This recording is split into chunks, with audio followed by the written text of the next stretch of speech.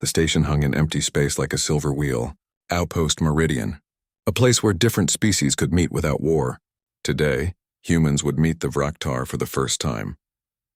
Commander Hyunwoo stood on the bridge of his ship, the UCS Horizon. He watched the station grow larger on the screen. His uniform was clean and pressed. No weapons showed.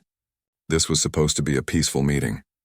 Behind him, Dr. Ji-won checked her medical bag one more time. She always did this before leaving the ship. It was a habit from years of emergency work. Her hands moved quickly, counting supplies. The light caught the scars on her fingers and palms. Lieutenant Bora stood near the door, watching everything. Her hand stayed close to her sidearm, even though weapons were not allowed at the meeting. Old training never left. The Vraktar ship arrived like a blade cutting through darkness. It was all sharp edges and dark metal. No curves, no softness. A war machine, even in peace. Commander Hyunwoo took a deep breath. He had studied the Vraktar for months. He knew their customs. He knew about their scars. But knowing and seeing were different things. They walked through the station's corridors to the meeting room. The walls were white and clean, neutral, safe. The room had a long table and chairs made for different body types. Translators floated in the air, ready to change words from one language to another. The Vraktar entered. They were tall, taller than humans. Their skin was thick like leather, gray-green in color. But what caught everyone's attention were the scars. Lines across their faces. Marks on their arms. Some scars were thin. Some were wide and rough. Every Vraktar was covered in them. War Captain Taeyang led their group. A huge scar ran from his eye to his jaw. His arm showed countless marks. He wore his armor with pride, and every scar was visible. This was how Vraktar showed their worth. Scars meant battles fought. Scars meant courage. Scars meant honor. Taeyang looked at the humans. His eyes moved from face to face. Smooth skin. Clean skin. Almost no marks at all. He tried not to show his disgust. These creatures had never fought. Never bled. Never proved themselves. How could such soft beings survive in the galaxy? Commander Hyunwoo stepped forward. He spoke carefully, using the proper words. He talked about trade routes and territory. He talked about peace and cooperation. His words were good, but Taeyang barely listened. He was looking at the human's smooth face, his unmarked hands. Behind Taeyang, High-Blade Nakbin stood silent. He was the real power here. His entire body was a map of war. Scars covered scars. Some were old and faded. Some were fresh and dark. He was a living legend among the Vraktar, and he looked at the humans with cold eyes. Finally, Nakbin spoke. His voice was like rocks grinding together. The translator made his words clear.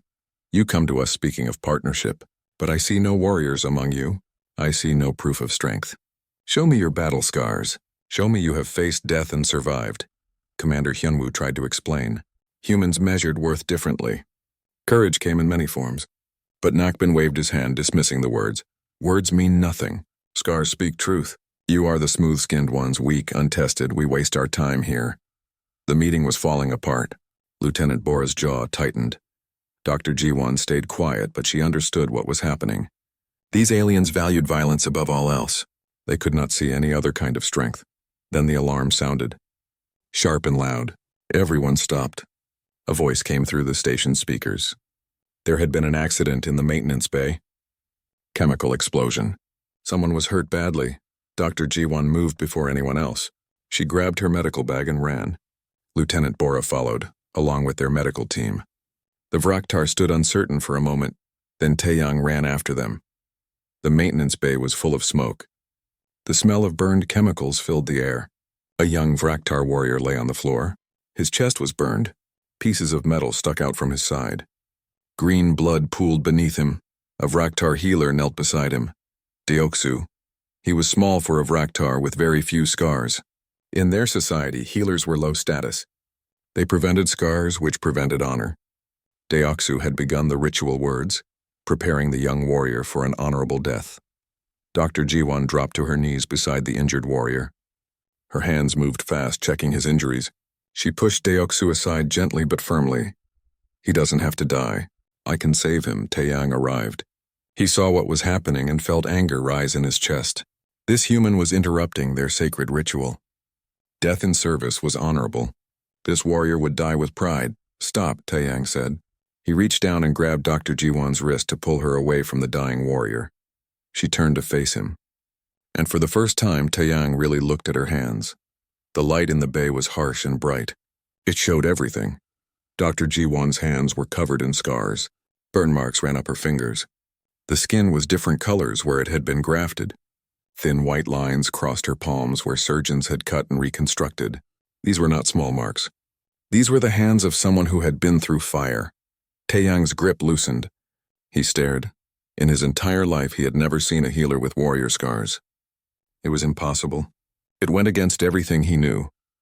Dr. Jiwon pulled her hand free and went back to work. Her scarred fingers moved with perfect skill. She cut away burned clothing.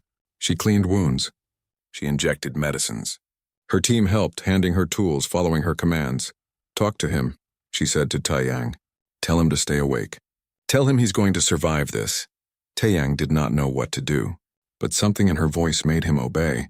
He knelt beside the young warrior and spoke softly. The warrior's eyes focused on him.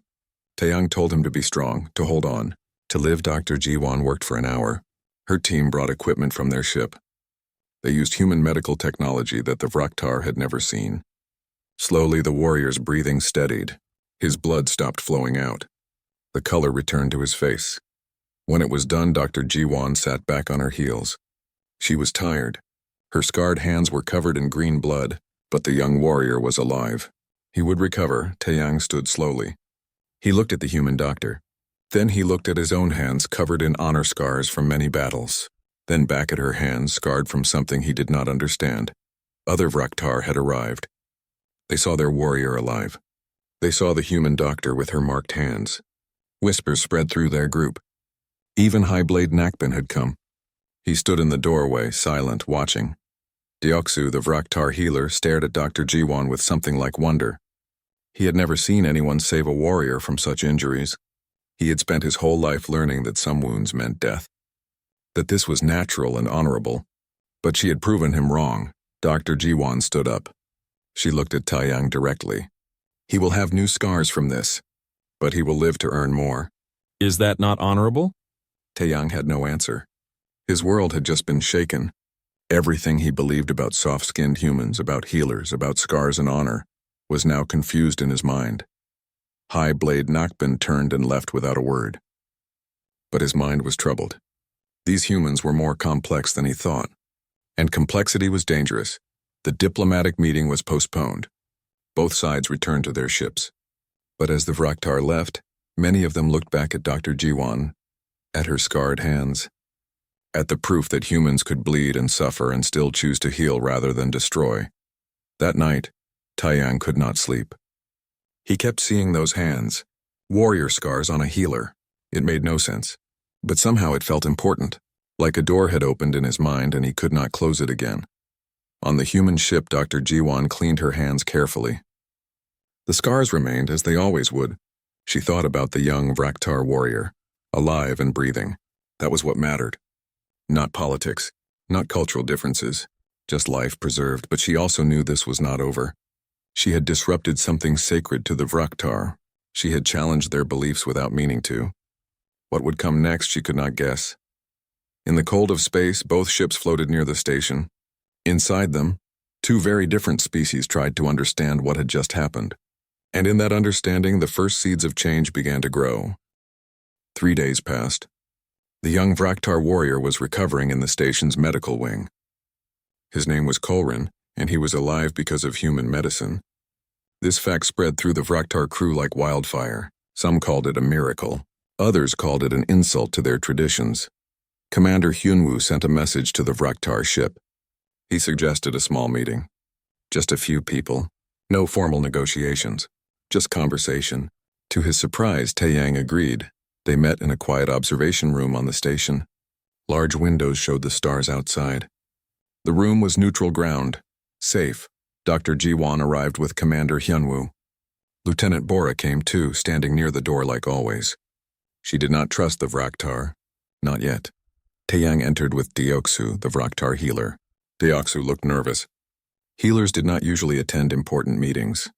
They were too low in status. But Taeyang had insisted. He needed someone who understood medicine. Someone who could help him make sense of what he had seen. They sat at a small table. For a long moment, no one spoke. The tension in the air was thick. Finally, Taeyang looked at Dr. Jiwon. He stared at her hands, now covered by thin medical gloves. "I need to understand," he said. "Your hands. Those scars. How did you get them? What battle did you fight?" Dr. Jiwon was quiet for a moment. Then she slowly removed her gloves. Her scarred hands lay on the table between them. The marks looked even more severe in the gentle light. "I was not in a battle," she said. "Not the kind you mean. I was on a mining colony called Titan. 15 years ago." She began to tell the story. Her voice was steady, but her eyes looked far away, remembering. The colony had 300 people, miners, families, children.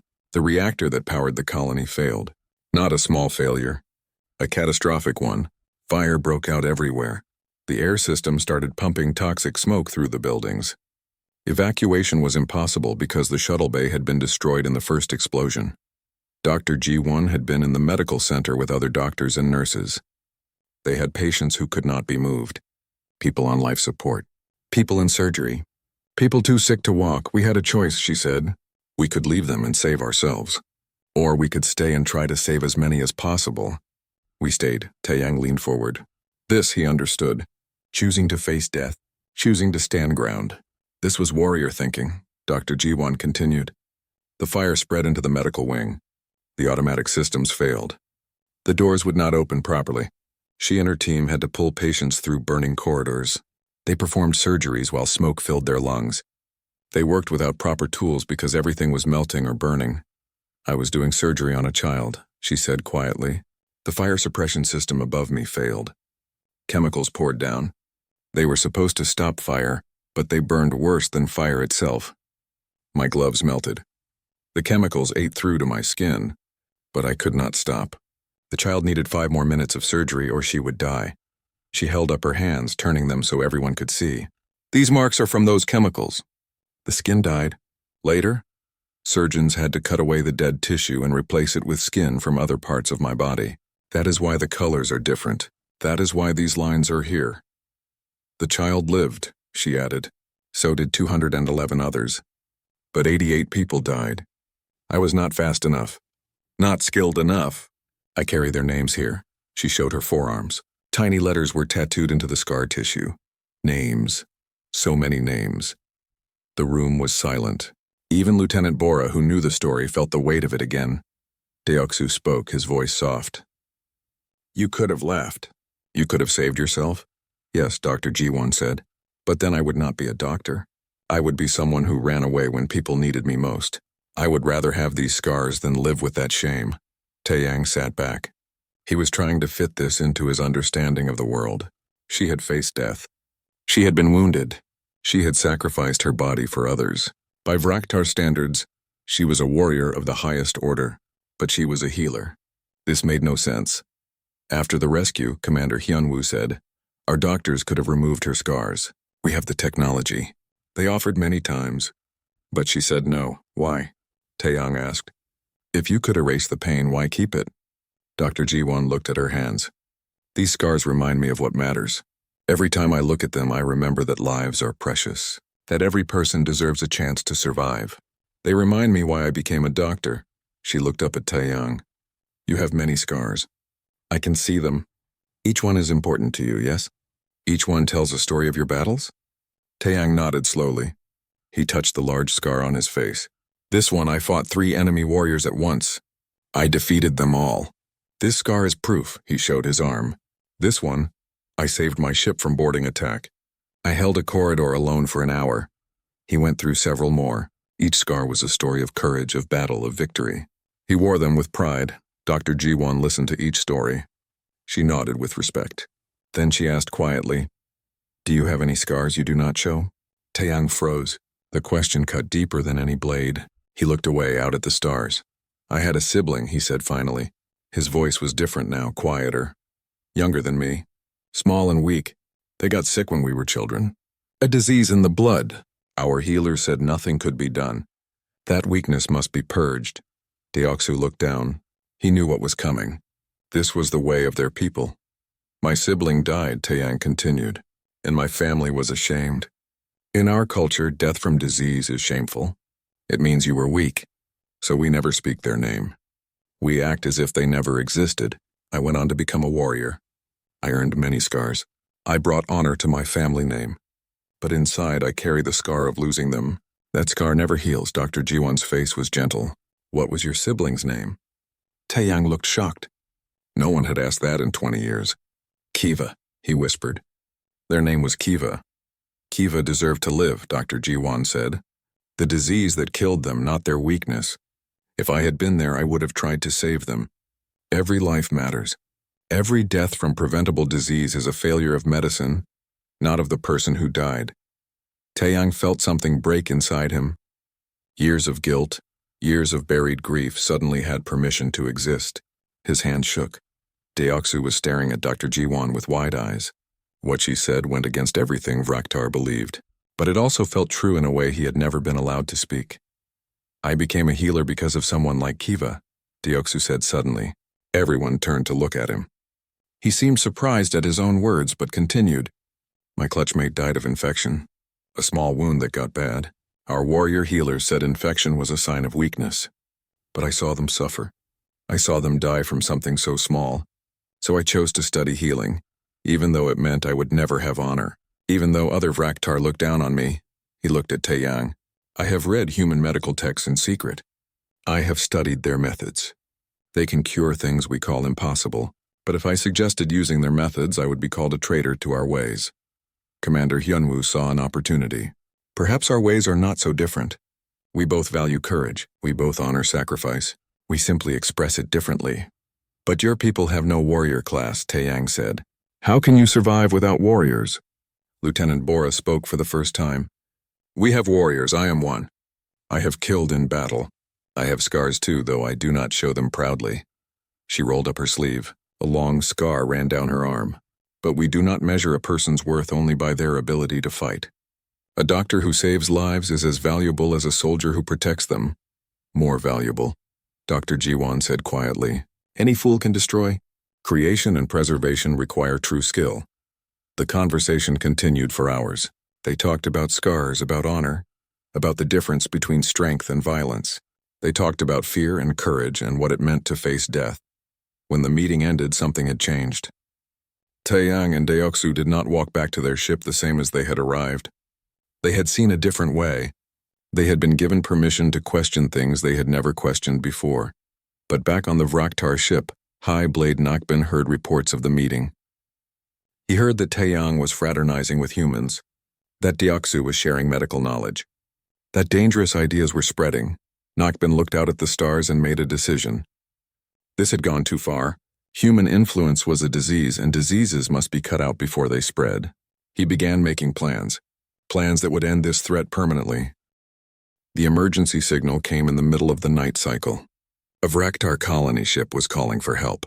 The Iron Talon, 800 crew members, all of them dying. Dr. Jiwon was already awake when Commander Hyunwoo called her to the bridge. She had not been sleeping well. Too many dreams of fire and smoke. The old memories never fully left. On the bridge, they listened to the transmission. A plague had broken out aboard the Iron Talon. The disease was spreading fast. Warriors were dying in their bunks. Children were dying in their mothers' arms. The ship was in quarantine, floating dead in space. Then came another transmission. This one from High Blade Nakbin himself. His voice was cold and certain. The Iron Talon is infected with plague. By our law and tradition, the ship must be destroyed. All hands will die with honor rather than succumb to shameful disease. Destruction will occur in 6 hours. Any ship that interferes will be considered an enemy. This is the Vraktar way. Dr. Jiwon's face went pale. 6 hours? 800 people? No, we have to do something. Commander Hyunwoo looked at the data streaming in from the Iron Talon. Medical scans. Symptom reports. Can you identify the disease? Dr. Jiwon studied the information. Her eyes moved fast, reading, analyzing. Then she stopped. I know this. It is the same disease that hit our colonies 40 years ago. The Phobos outbreak. We lost thousands before we found a cure, but we did find one. This disease is treatable. I can save them. The Vraktar have made their decision, Lieutenant Bora said. We cannot just go in and override their cultural practices. That could start a war. Commander Hyunwoo nodded slowly. She is right. If we interfere, the coalition will not support us. We will be on our own. And Nakbin has a fleet. We have one ship. Dr. Jiwon stood up. Her voice was steady, but her hands shook with anger. Then I will go alone. Give me a shuttle. I will not stand by while 800 people die from a disease I know how to cure. I will not. The bridge was silent. Everyone knew what she was saying. She would sacrifice herself, her career, everything to save those lives. Commander Hyunwoo looked at his crew. He saw their faces. Some looked afraid. Some looked determined. He thought about his oath as a commander. About duty and rules and the right thing to do. We go together, he said finally. Full medical team. Full supplies. If the coalition disavows us, then they disavow us. But we will not let people die when we can save them. Lieutenant Bora smiled grimly. Finally, a mission worth the risk. Within minutes, a message arrived from the Crimson Fang. Taeyang's ship. He had heard about the Iron Talon. He knew about the destruction order, and he had family aboard that dying ship. I am joining your rescue mission, Taeyang's message said. My honor means nothing if my family dies for tradition. I will be declared traitor. I will be exiled. But I choose this. Deoksu is with me. We bring medical codes and biological data. Meet us at these coordinates. The two ships met in the darkness between stars, the human horizon and the Vraktar Crimson Fang. Together, they set course for the Iron Talon. They had 3 hours before Nakbin's destroyers arrived to execute the death sentence. The Iron Talon was dark and quiet. Emergency lights flickered. The docking procedure was dangerous because systems were failing, but they managed to connect and board. The smell hit them first. Death and disease. The corridors were lined with the dying. Some crew members had already given up, lying still and waiting for the end. Others still moved, trying to care for their families even as they themselves burned with fever. Dr. Jiwon walked through the ship like she was walking through fire again. Her team followed, setting up equipment, distributing medicine, starting treatment. Her scarred hands moved with practiced efficiency. Deoksu worked beside her, learning as he went. He had never seen medicine practiced this way. With such urgency, with such focus on saving every single life, Taeyang moved through the ship, talking to the crew. Some welcomed the humans as saviors, but others were angry. They grabbed weapons and tried to stop the treatment. You dishonor us, one old warrior shouted. We should die with pride, not live in shame. Taeyang faced him. Is there no honor in surviving to fight another day? Is there no courage in accepting help so that you can protect your family tomorrow? I thought we valued strength. Is it not strong to choose life over empty pride? The old warrior had no answer. He lowered his weapon and let the humans pass. Lieutenant Bora and her security team kept watch. Some crew members were too delirious with fever to understand what was happening. They attacked, thinking the humans were enemies. Bora's team defended the medical personnel without killing anyone. Stun weapons only. Even here, even now, they chose preservation over destruction. The work was brutal and exhausting. Dr. Jiwon moved from patient to patient. Some were easy to treat, some were already too far gone. She made the hard choices about who could be saved and who would die regardless of her efforts.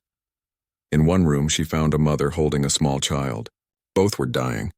The child was young, maybe 5 years old by human standards. The mother looked at Dr. Jiwon with desperate eyes. Please, the mother whispered in broken words. My child. Save my child. Dr. Jiwon knelt beside them. Her scarred hands were gentle as she examined the child. The disease had advanced far. But not too far. Not yet. I will try, she said. Both of you. I will try.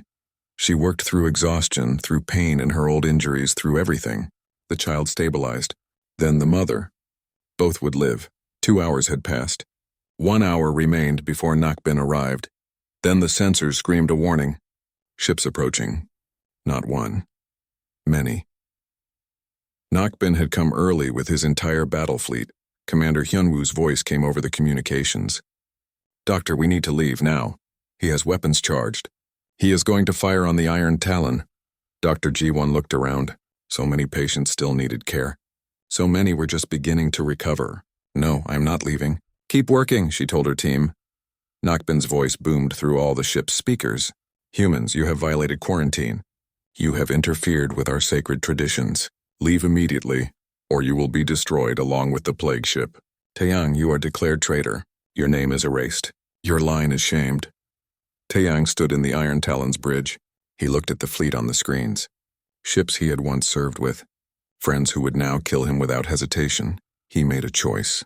He opened a transmission, not just to Nakban, but to every ship in the fleet, to every Vraktar who could receive it. He made it a public broadcast. I am Taeyang. You call me traitor, but I ask you to see what I see. He turned the camera to show the medical bay. Dr. Jiwan was visible, her scarred hands working on a young Vraktar warrior. Around her, crew members were sitting up, recovering, living. This human doctor has more honor scars than most of us. She earned them saving lives. She came here knowing she might die. She works even now with your weapons pointed at her. She does this because she believes every life is worth saving. Even ours. Even when we call her enemy. He showed the mother and child, both alive, both recovering. Is this shameful? This mother will see her child grow. This child will become a warrior. All because someone cared enough to try. Is it weak to accept such help? Or is it wise? The transmission spread beyond the fleet. It reached other Vraktar ships. It reached colonies. It reached the homeworld. Millions saw it. They saw the scarred human hands. They saw their own people, alive and grateful. On Nakban's command ship, the weapons were ready. He could destroy everything with one order. But his crew was watching the transmission too. They saw the children. They saw the families. Highblade, one of his officers, said quietly, "If we fire now, we kill 800 of our own people. People who can be saved. The whole empire is watching. What will history say about this moment?" Nakban stood frozen. His entire life had been built on tradition, on honor, on the old ways. But now those ways were being questioned by his own people. Ship captains in his fleet were signaling. They were refusing to fire. They would not kill children who could be saved. His hand hovered over the command. Fire and end this. Or stand down and admit that maybe, perhaps, the humans had shown them a better way. He lowered his hand. Withdraw, he ordered. His voice was like stone grinding. But this is not over. Not at all. The fleet pulled back. The Iron Talon was safe. Dr. Jiwan continued her work, not even knowing how close they had come to death. She had patients to save. That was all that mattered. By the end of the day, 673 crew members of the Iron Talon were alive and recovering. The rest had been too sick, had died before treatment could help. But 673 lives saved. 673 families that would remain whole. And across the Vraktar Empire, people began to ask questions. Questions about honor, about scars, about what it truly meant to be strong. The Iron Talon survivors returned to Vraktar space as heroes to some and traitors to others. They had lived through plague without battle scars to show for it. This created chaos in their society. Some Vraktar said the survivors were brave for enduring the disease. Others said they were shameful for accepting foreign help. Arguments broke out in every colony, every ship, every home. The Empire was splitting in two. Highblade Nakban watched this chaos with growing anger. He had let the humans win.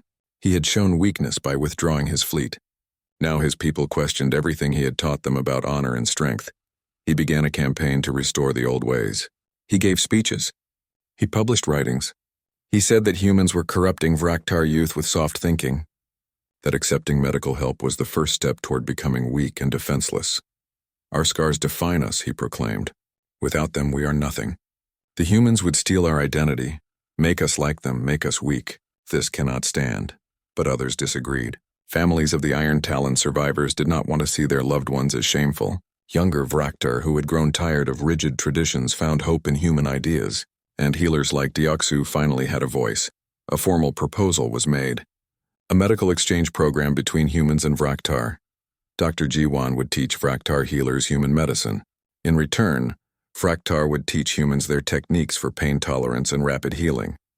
Commander Hyunwoo worked hard to make this happen. He spoke to both governments.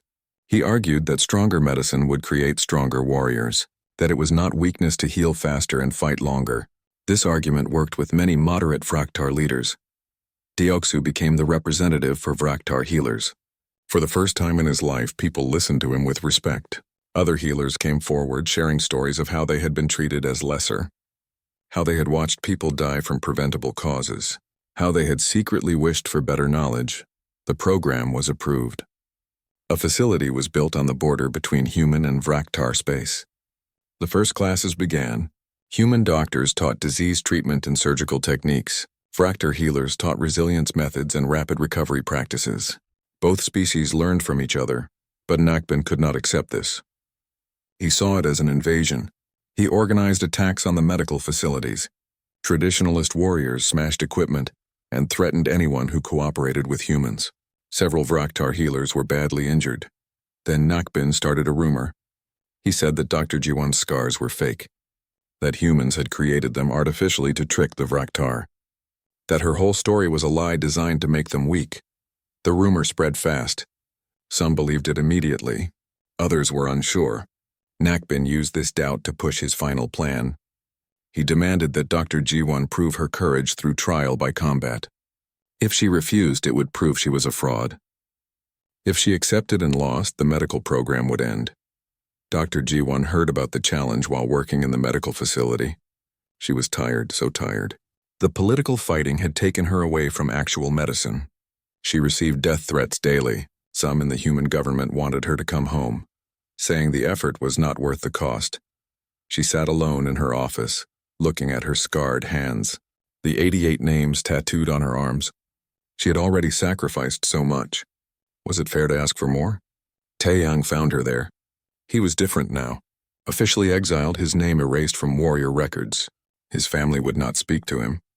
But he had found new purpose. He spent his days coordinating medical supplies and translating human texts into Vraktar, work that saved lives rather than taking them. I heard about Nakbin's challenge, he said. Dr. Jiwan nodded. I am not a warrior.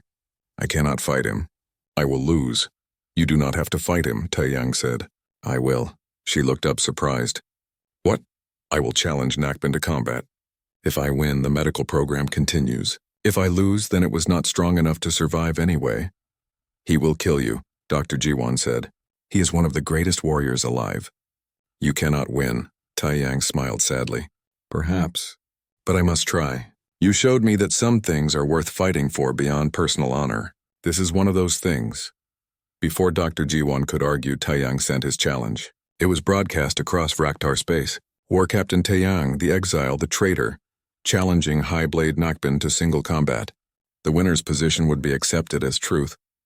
Nakbin accepted immediately. This was perfect for him. He would kill the traitor publicly and end the human influence forever. Then came the news that changed everything. A plague had broken out on a major Vraktar colony world. Not a ship this time, an entire planet. The same disease. Hundreds of thousands infected. By traditional law, the planet should be sterilized from orbit. Every living thing destroyed to prevent spread. The Vraktar government held emergency meetings. The military demanded traditional action. The civilians begged for their families to be saved. The empire was tearing itself apart. Taeyang made an announcement. The trial by combat would decide more than the medical program. It would decide the fate of the infected planet. If he won, humans would be allowed to mount a rescue mission. If Nakbin won, the planet would be destroyed and humans would leave Vraktar space forever. The stakes could not be higher. Millions of lives depending on one fight. Dr. Jiwan tried to stop it. This is insane. We cannot let millions die because of a fight. Let me go to the planet now. Let me start saving lives. But Commander Hyunwoo shook his head. Nakbin has warships surrounding the planet. If we try to approach without permission, he will destroy us and the planet both. The only way forward is through this combat. The day of the trial arrived. An arena was set up on Outpost Meridian where this had all begun. Cameras were positioned to broadcast to every corner of Vraktar space. Billions would watch. High Blade Nakbin entered the arena in full battle armor. He was covered in weapons and scars. He moved like death itself, confident and unstoppable. The crowd of Vraktar observers roared their approval. Taeyang entered wearing simple combat gear. He had fewer scars, less experience, less reputation. He looked small compared to Nakbin, but his eyes were calm. He was not fighting for glory. He was fighting for something bigger. Dr. Jiwan watched from the sidelines. Her medical team stood ready. Taeyang had asked her to treat him after the fight, win or lose. She had promised she would. The combat began. Nakbin attacked with brutal efficiency. He was faster than Taeyang expected, stronger, more skilled. Within minutes, Taeyang was bleeding from multiple wounds. The crowd cheered for Nakbin. But Taiyang did not fight like he used to. He had learned new things. He thought about Dr. Jiwan working through fire, about Deoksu choosing healing over honor, about his sibling Kiva, whose name he now spoke proudly. He fought not for himself but for a future where Vraktar children would not die from preventable disease. The fight dragged on. Nakben grew frustrated. Taeyang should have fallen already, but he kept getting up, kept fighting. His endurance was unnatural. Then Nakben made a mistake. A small one. He overextended on a strike. Taeyang saw the opening and took it. His blade found Nakben's throat. The arena went silent. Taeyang stood over Nakben. One thrust and it would be over. By combat law, he should deliver the killing blow. The high blade would die with honor. But Taeyang lowered his weapon. He spoke loudly so everyone could hear. You have a genetic illness. You have hidden it for years because you fear shameful death. But I offer you something different. I offer you treatment. I offer you life. Accept it and show our people that seeking help is not weakness. It is wisdom. The revelation shocked everyone. Nakben, the greatest warrior, had been hiding illness. The shame of it would normally destroy him. But Taeyang was offering an alternative, a chance to be the first, to lead by example. Nakben lay there, blade at his throat, facing the choice. Die with honor as tradition demanded, or live and prove that change was possible. The entire empire held its breath, waiting for his answer. High Blade Nakben lay on the arena floor with a blade at his throat. Blood ran from his wounds. His perfect warrior image was shattered. Everyone in the empire now knew his secret. He had hidden illness for decades, living in fear of shameful death. He could choose death now and preserve some honor, or he could accept life and invalidate everything he had fought to protect. The old ways or the new path, it was his choice. Slowly, Nakben spoke. His voice was rough and broken. I accept. Treat me. The arena erupted. Some Vraktar cheered. Some shouted in anger. Some simply stared in shock. Their greatest traditional leader had just chosen human medicine over honorable death. Dr. Jiwan ran into the arena with her team. She knelt beside Nakben, her scarred hands already working. She checked his injuries from the combat first. Then she ran scans for the illness he had hidden. Her face was focused and professional. She showed no judgment, no victory, just the determination to save a life. You will live, she told Nakben, both from these wounds and from your illness. I promise you this. Nakben looked at her scarred hands as they worked on him. Hands that had been through fire, hands that chose to heal even their enemy. He understood now. These scars were not from weakness. They were from the hardest battle of all. The battle against death itself. The broadcast of Nakben's choice went everywhere. Across every Vraktar world, people saw their most traditional leader accept human help. The old certainties crumbled. If even Nakben could change, maybe they all could. Within hours, permission was granted. The human medical mission to the plague planet could proceed. Dr. Jiwan assembled the largest medical team in human history. 50 ships full of doctors, nurses, medicine, and equipment. But this time they were not going alone. Deoksu led a team of Vraktar healers. They had trained with human doctors. They knew the treatment protocols. Together, human and Vraktar medical personnel descended on the dying planet. The work was massive. Hundreds of thousands were sick. Cities were overwhelmed. But the combined teams moved with efficiency. Human technology and Vraktar knowledge of their own physiology created miracles. Patients who would have died were saved. Families stayed together. Dr. Jiwan worked until she collapsed from exhaustion. Taeyang, still recovering from his combat wounds, helped coordinate supply lines. Commander Hyunwoo managed the logistics of the largest rescue operation in galactic history. Lieutenant Bora and her security forces kept order and protected medical workers. When it was over, 3 weeks later, the death count was far lower than anyone had predicted. 97,000 had died, but over 800,000 lived. Entire cities were saved. A generation of children survived. The Vraktar people could not ignore this. The humans had proven their medicine worked. More importantly, they had proven that accepting help was not weakness. It was strength of a different kind. Slowly, Vraktar culture began to change. Scars still mattered. But now there were different kinds of honored scars. Battle scars, yes, but also medical scars from treatment that saved lives. Scars from volunteering for experimental procedures. Scars from choosing to survive and fight another day. Healers gained status in society. Deoxu was given the new title of Combat Medic General. He commanded respect equal to any warrior because he fought death itself. Other healers followed his example. The healer caste was no longer considered lesser. They were essential. The medical exchange program expanded dramatically. Joint research centers opened on multiple worlds. Human doctors learned Vraktar pain management techniques. Vraktar healers learned human surgical methods. Both species advanced faster together than they ever could alone. Highblade Nakbin survived his illness through treatment. He resigned from military command but did not disappear. Instead, he became an unexpected voice for change. He spoke to warrior assemblies about the courage it took to accept help, about how true strength included knowing when to fight and when to heal. I was afraid, he told them. Afraid of shame, afraid of weakness, afraid of change. But fear is the real weakness. Courage is choosing life even when tradition says to choose death.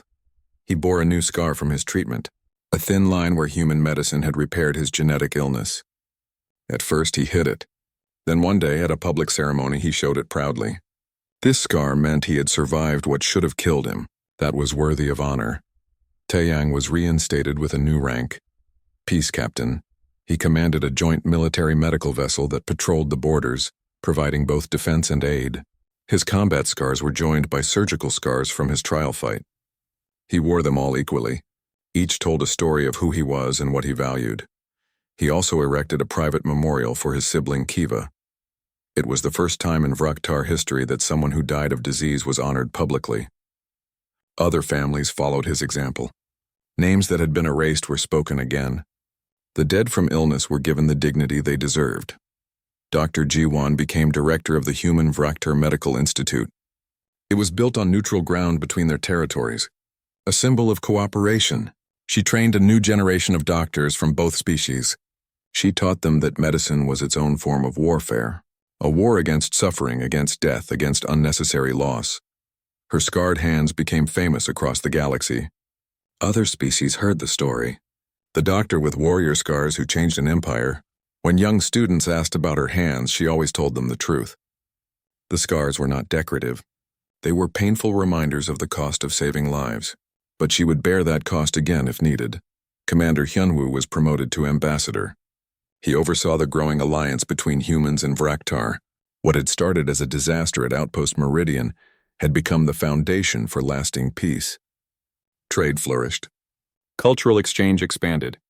Two very different species learned to respect and value each other. Lieutenant Bora became head of security for all joint facilities.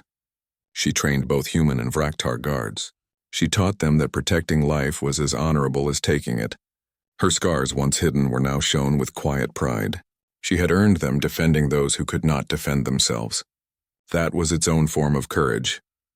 5 years after that first meeting, a dedication ceremony was held. A new medical center opened on the border.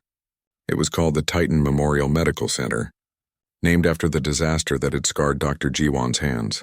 The dedication plaque listed 2 sets of names: the 88 humans who died in the Titan colony fire, and the names of Vraktar who died in the Iron Talon plague. Both groups honored equally. Both remembered as losses that should not have happened but taught important lessons. At the ceremony, Dr. Jiwan and Taeyang stood together. Both older now, both bearing more scars than before. But both content with the path they had chosen. A young Vraktar medical student apped nervously. She bore fresh surgical scars on her arms. She had volunteered for a risky medical procedure that tested new treatments. The procedure had saved 3 lives. Now she carried those scars, Doctor, the student said. I want to know.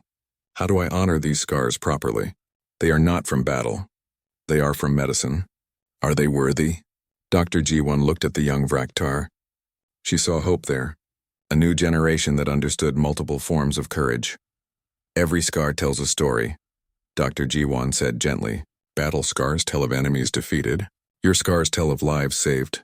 Both are honorable, but if you want to truly honor your scars, use the lessons they taught you. Remember that you bore pain so others would not have to.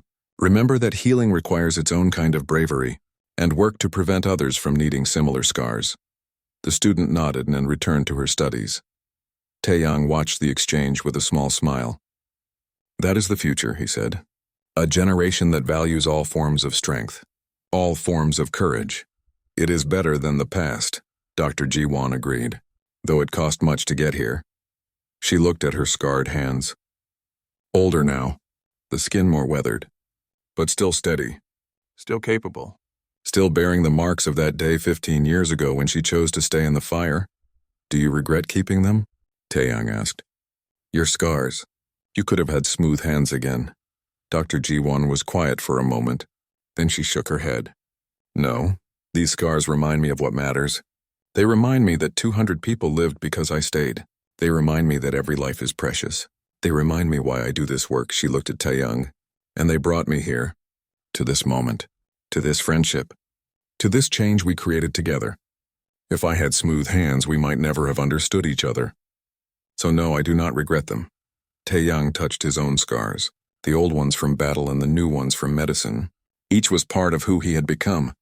Each was valuable. My people once believed that scars were the only measure of worth, he said. You taught us that worth comes in many forms. That the strongest warriors are sometimes those who fight to preserve life, not take it. That courage can wear many faces. They stood together in silence, watching the sun set over the new medical center. Inside, doctors from two species worked side by side. Outside, families from both cultures walked together without fear or hatred. The change had not been easy. People had died. Traditions had been challenged. Society had been shaken. But in the end, something better had emerged. Not perfect. Never perfect, but better than before. The Vruktar had once measured Wart.